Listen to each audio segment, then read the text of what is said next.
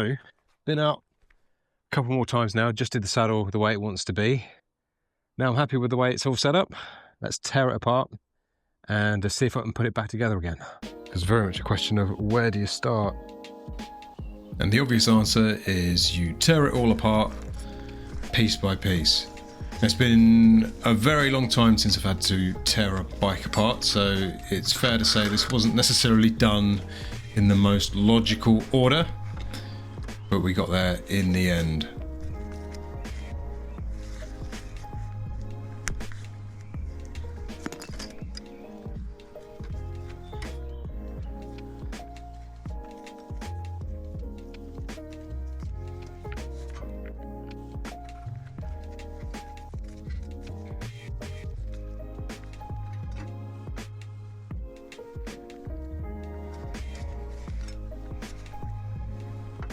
Okay, so that is the frame stripped. Okay, so that's the frame stripped. This is what we're left with.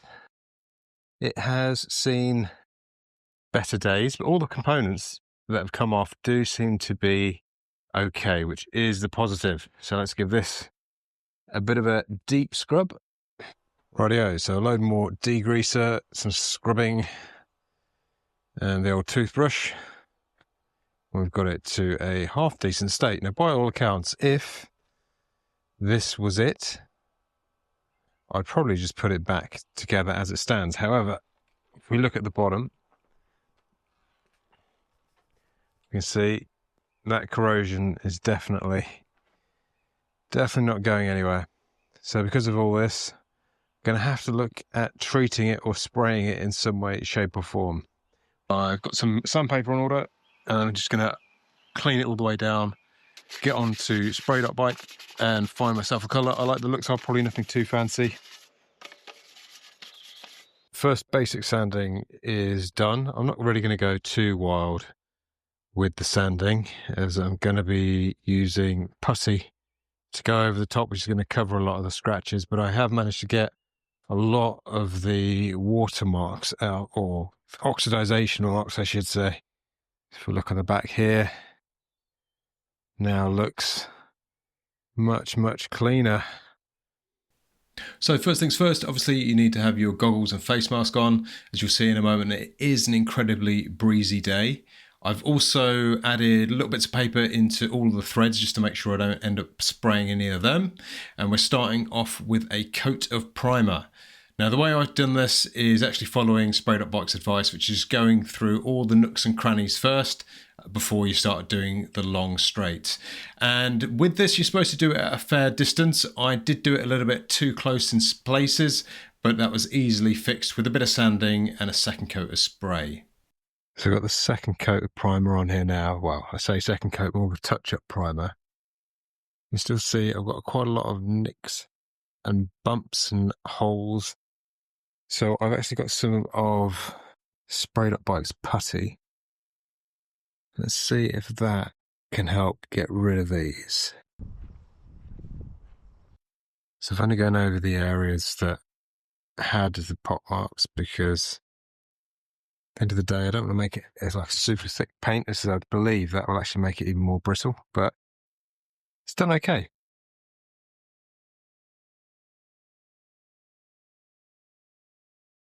Okay, so we are going for Storm colour, which is a bluey grey, look more bluey grey on the website, to be honest. It is a very deep matte colour, which is why I'm going to go with a matte finish as well.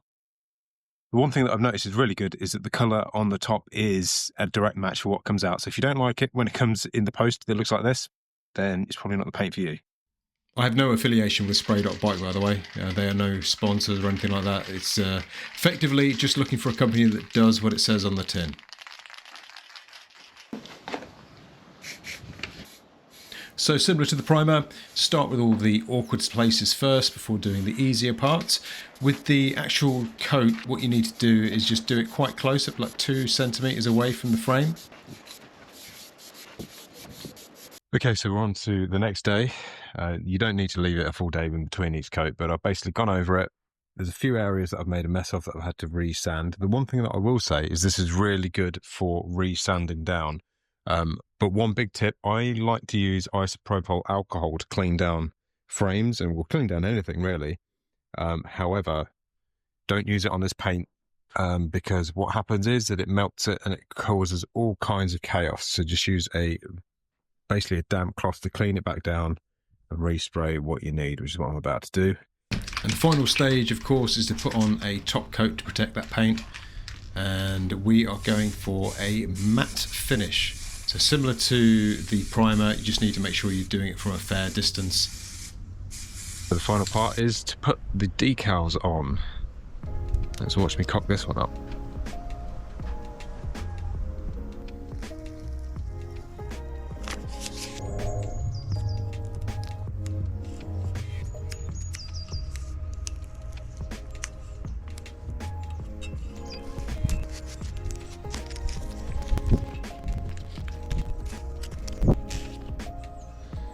And last but not least, putting it back together.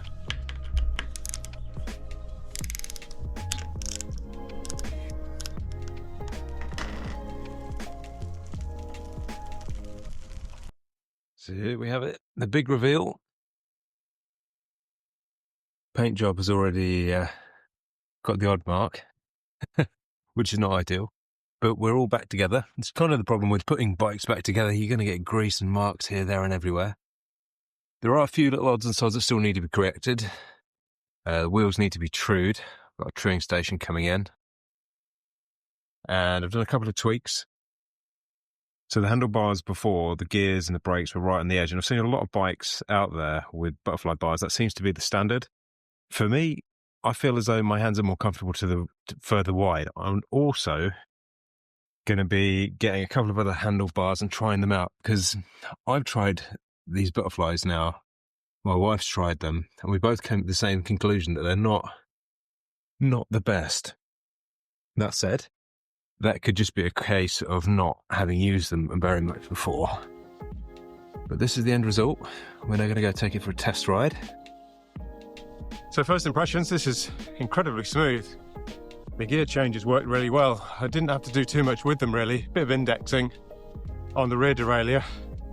And that's about it. So replacement wise, the only things that this has needed is a new chain, which cost about 20 quid.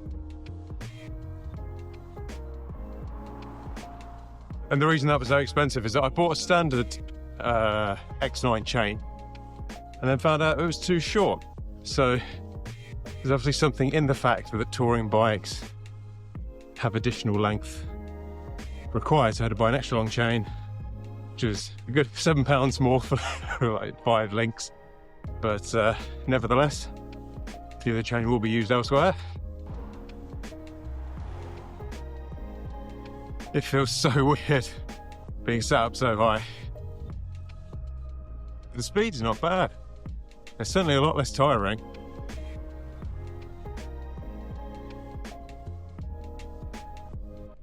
Foolishly, I am doing this ride naked. I haven't brought any tools. I literally brought me and a water bottle, which is probably not the best idea after a first build. So I can hear a few little rattles, but I think that's the bottle cages that haven't been strapped in properly. Loving how smooth these gears are. So this, when I'm cycling today, this is my kind of my lunchtime route. It's about 12 miles in length. And on my road bike, I do it in about 45 to 50 minutes. I think I did it in 51 minutes yesterday. So we have it all in 56 minutes. That's 5 minutes slower. That's not bad, only 5 minutes slower. And I got stopped at 2 sets of traffic lights. There we go, a lot better than I thought.